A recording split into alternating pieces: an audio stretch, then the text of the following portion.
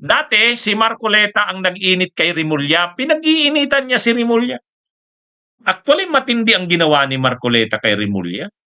Talagang hindi tinatantanan. Naalala nyo nung ninunominate pa lang ang pangalan ni Rimulya bilang ombudsman, hinarang talaga ni Marcoleta. Ha? Alam naman natin yan, hinarang talaga ni Marcoleta. Lahat ng paraan ginawa ni Marcoleta para hindi maging ombudsman si Boying Rimulya. Kaya lang wala eh. Siyempre, hindi umubra yung mga paghaharang ni Marcoleta. Ninunominate pa lang ang pangalan ni Rimulya. Hinarang na yan ni Marcoleta. Hanggang sa dulo. Pero, sa kabila ng grabing pasakit na yan ni Marcoleta, nalusutan niya na Rimulya. Siguro iniisip ni Rimulya, may araw ka rin. May araw ka rin. Sa madami na naman na hearing sa Senado, talagang hindi rin tinatantanan ni Marcoleta itong si Rimulya.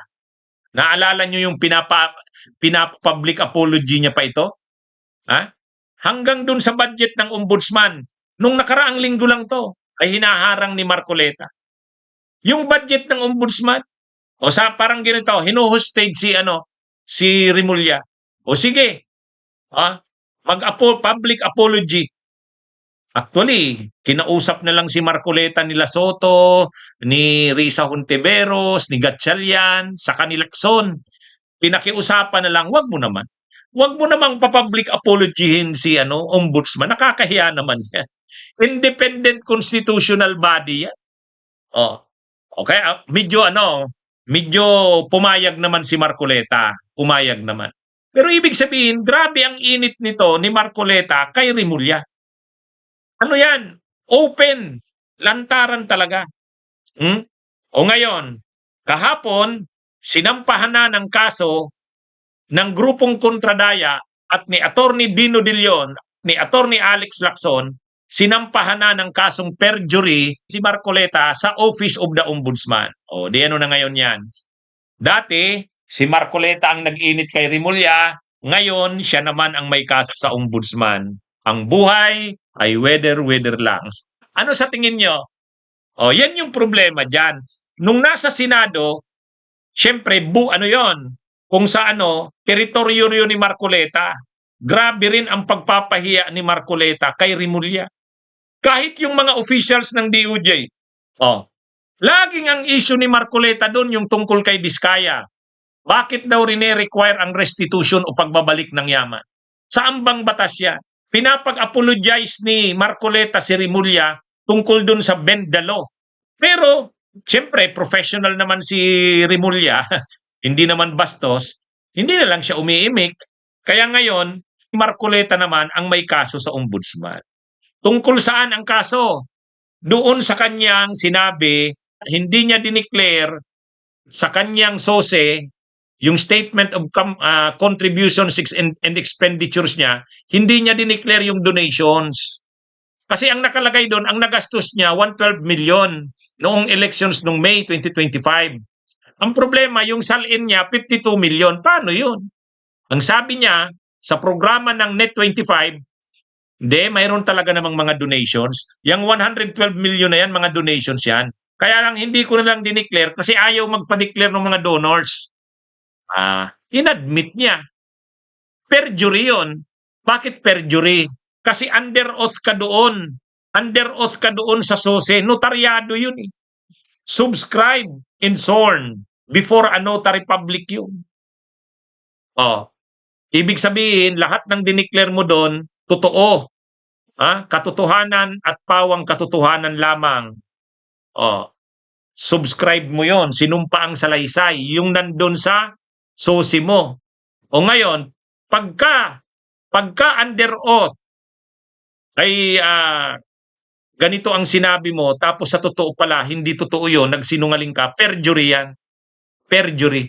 Saan ngayon ang kaso niya ng perjury? Sa ombudsman. Yung kaso niya na violation of election, yung kaso niya ng violation ng Section 97 of the Omnibus Election Code, which is an election offense, sa COMELEC yun. Separate case yun.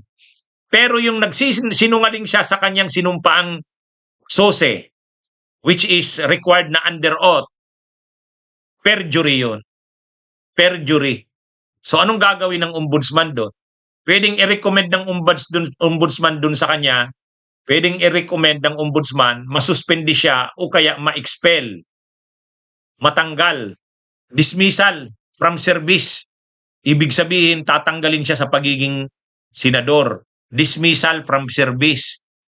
Yung katulad ng parusa kay Villanueva, di ba si Villanueva, yung panahon din ni dating ombudsman, Conchita Carpio Morales, ang parusa din ng ombudsman sa kanya, dismissal from service.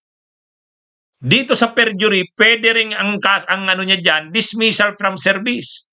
Pwede yan. Kaya lang, ang tanong, kapag sinabi ba ng ombudsman, dismissal from service, ipatupad kaya ng Senado? O yan na naman ang challenge kay Soto. Kasi, ang mangyayari dyan, yung ombudsman, pwedeng i-recommend na dismissal from service, pero ang mag-i-implement niyan, Senado. Ang punto ko lang dito, mga kabunyog, mga kababayan, lagot. Kung dati si Marcoleta, parang sa kanya, nasa kanya yung bula, teritoryo niya yung Senado. O doon sa Senado, talagang binibira niya si Marcoleta, ay si Remulla.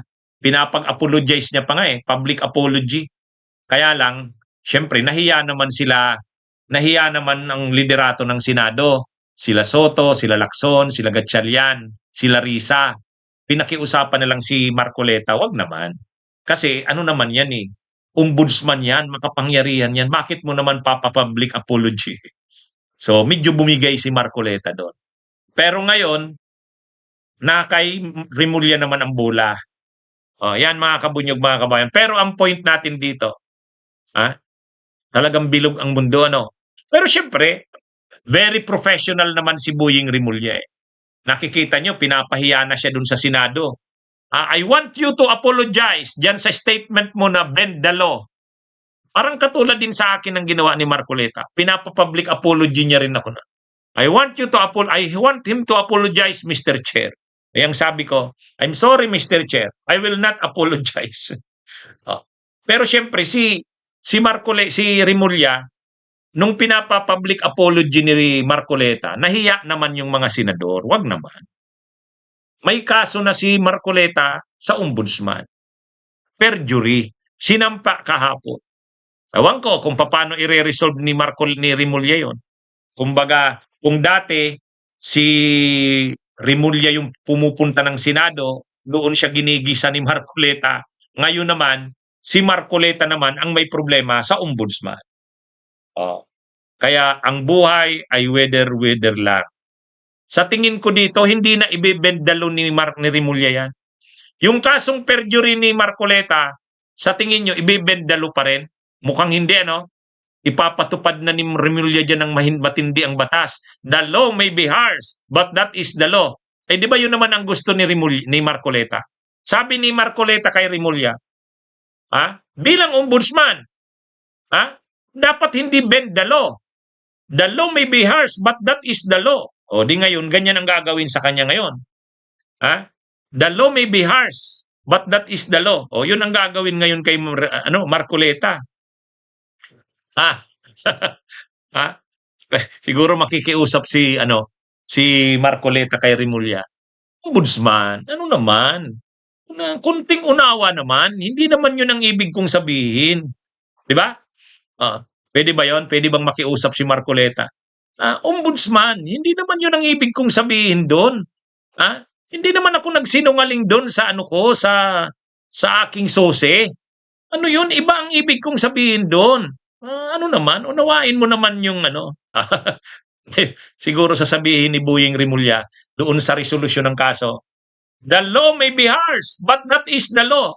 Matatawa ko niyan. Pag sinight ni Ombudsman Remulla yun doon sa kanyang resolusyon sa kaso, napakalupit naman. Ano lang naman ako, hindi ko lang naman na-i-declare doon kasi sabi lang naman talaga ng mga donors ko, wag daw silang pangalanan. Di ba? Ang mangyayari kasi dito, papasagutin ni Ombudsman Remulla si Marcoleta. Kasi formal yung formal yung isinampang reklamo ng grupong kontradaya at sa kanila Attorney De Leon, Attorney Lacson. Ay sila Attorney De Leon at Attorney Lacson sa kayong kontradaya, hindi naman ano yan, hindi mo kayang arigluhin yun o bayaran. Ang kontradaya, ano yan? Election watchdog yan. Si Professor Danilo Araw ng UP. Pwede mo bang arigluhin yun? Hindi yun. Si Attorney Lacson, Alex, ano yan? Di ba kasama yan sa kandidato ng senador sa line-up ni Leni Robredo. Tapos si Attorney De Leon, abogado yan ni Laila de Lima. Yan yung mga nagkaso sa kanya kay Marcoleta. Anong gagawin ngayon ng ombudsman? Siyempre, papadalhan ngayon ng kopya si Marcoleta nung complaint. Tapos bibigyan siya ng pagkakataon na mag-comment doon, counter affidavit niya. Ano yon? Due process. Kaya lang, matapos mapakinggan yung side ni Marcoleta, magdi-decide ngayon si Boying Rimulya bilang ombudsman kung anong resolusyon sa kaso. Halimbawa, ang resolusyon sa kaso, paboran yung mga nagreklamo kay Marcoleta. Tapos ang ano doon, sasabihin ni Marcoleta doon, ay ni Rimulya, the law may be harsh, but that is the law. This is the moment when we cannot bend the law. This is the moment when we have to implement the law. No matter how harsh it is, the law may be harsh, but that is the law. Pag nabasa ko yung ganyan sa resolution, matatawa ako niya. Yan din yung ginamit ni Marcoleta sa kanya. Sabi ni Marcoleta sa kanya, I want him to apologize. Hindi pwede yung bend the law. Natutuwa lang ako sa takbo ng pangyayari. Parang nung dati kapag pinapatawag si Rimulya sa Senado, teritoryo yun ni Marcoleta. Ngayon naman, si Marcoleta naman ang may kaso sa ombudsman. Teritoryo naman yan Rimulya. Abangan natin. Kaya mga kabunyog, mga kababayan, talagang ang buhay ay weather-weather. Pero hindi naman yan magpapa-obvious si Rimulya na siyempre ombudsman na yan. Pero makakalimutan niya ba ang ginawa sa kanya ni Marcoleta? Mula ng pag-apply niya pa lang bilang ombudsman, hanggang sa doon sa issue ni Diskaya, yung sa restitution, hanggang doon sa budget ng ombudsman, hindi siya tinigilan ni Marcoleta. Actually, grabe na yung pagkukontrol noon ni Rimulya. Pa-relax-relax na nga lang, pero napipiko na rin sa... Nakita ko yon yung hearing ng budget ng ombudsman na ayaw palusutin ni Marcoleta kung hindi mag-a-apologize si Rimulya. Pag ganun-ganun lang si Rimulya doon sa Kaya lang, ang gumawa na ng paraan, sila Soto, sila Lacson, sila Gatchalian, saka si Risa. Iba rin kasi itong si Marcoleta. Akala mo laging siya ang magaling. Ang problema, may panahon din na ikaw naman ang malalagay sa alanganing sitwasyon. Ito na yun. Ito na yun. Pero, ang depensa naman dyan ni Marcoleta, wala namang jurisdiksyon ang ombudsman sa amin sa Kongreso at sa Senado. Alam na natin yan. The ombudsman has no power or jurisdiction over Congress. Yan yung gagamitin nila dyan. Pero, pwedeng gamitin naman dyan na argumento ni Boying Rimulya yung sinabi ni Conchita Carpio Moral doon sa kaso ni Villanueva. Bakit naman walang power ang ombudsman over sa Congress? Mayroon. Kaya lang, recommendatory lang. Ibig sabihin, pag sinabing guilty sa perjury, ang rene-recommend ay tanggalin sa Senado, pag-uusapan pa rin ng Senado kung tatanggalin talaga si Marcoleta. Yan yung dyan. Anyway, mga kabunyog, mga kababayan, abangan na lang natin kung anong maging mangyari dito sa kasong to. Magandang araw sa inyong lahat. Mabuhay po tayo. Bunyog, bunyog, halikan na kasama ka. Bunyog, kapag buklod ay may pag-asa.